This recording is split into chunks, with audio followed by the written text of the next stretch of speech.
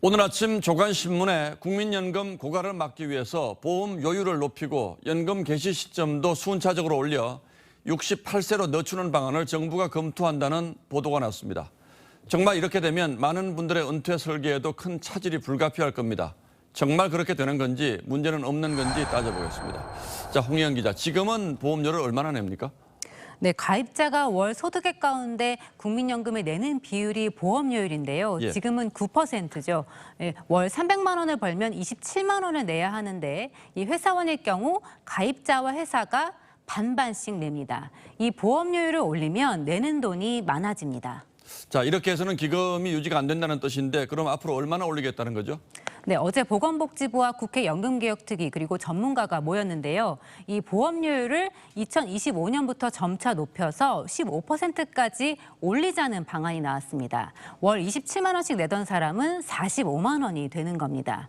동시에 연금을 받는 나이를 5년마다 한 살씩 올리자는 제안도 나왔는데요. 이렇게 되면 2048년에는 만 68세에 국민연금을 받을 수 있습니다. 한마디로 더 많이 내고 더 늦게 받자는 겁니다. 물론 뭐 아직 결정된 건 아닌 것 같습니다만 이렇게 하면 연금 고갈 시점을 얼마나 늦출 수가 있죠?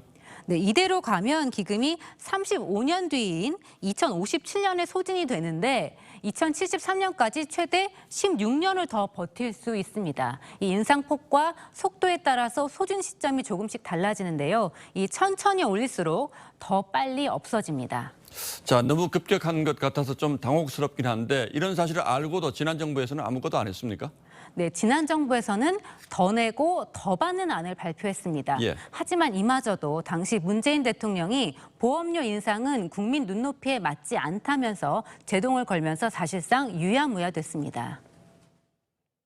국민들에게 설득하고 하는 것이 정치적으로 부담이 돼서 어떻게 보면 피한 거죠. 그렇지만 이거는 누구에게 미룰 수 있는 것이 아니고 계속 보험료 인상이라는 숙제를 미뤘기 때문에 지금은 더 이상 우리가 미룰 수 있는 시점이 아니에요.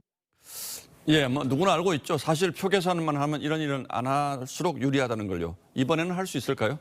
네, 해외 사례를 보면요. 스웨덴은 여야가 함께 개혁안을 만들어서 국민을 설득했고 이 독일과 일본도 결국은 연금 개혁을 했습니다. 이 공통점은 사회적 합의를 이뤘다는 겁니다. 우리도 성공 사례가 아예 없는 건 아닙니다. 이 김대중 정부 때와 노무현 정부 때 받는 돈을 줄이고 받는 시기를 늦췄습니다. 또 박근혜 정부는 공무원 연금을 개혁했습니다. 어제 공청회 했다고 하는데 최종 개혁안은 그럼 언제쯤 나올까요?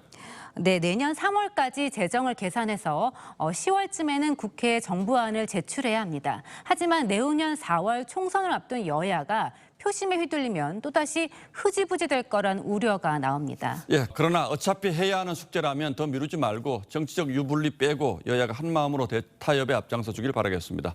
자, 홍영 기자 잘 들었습니다.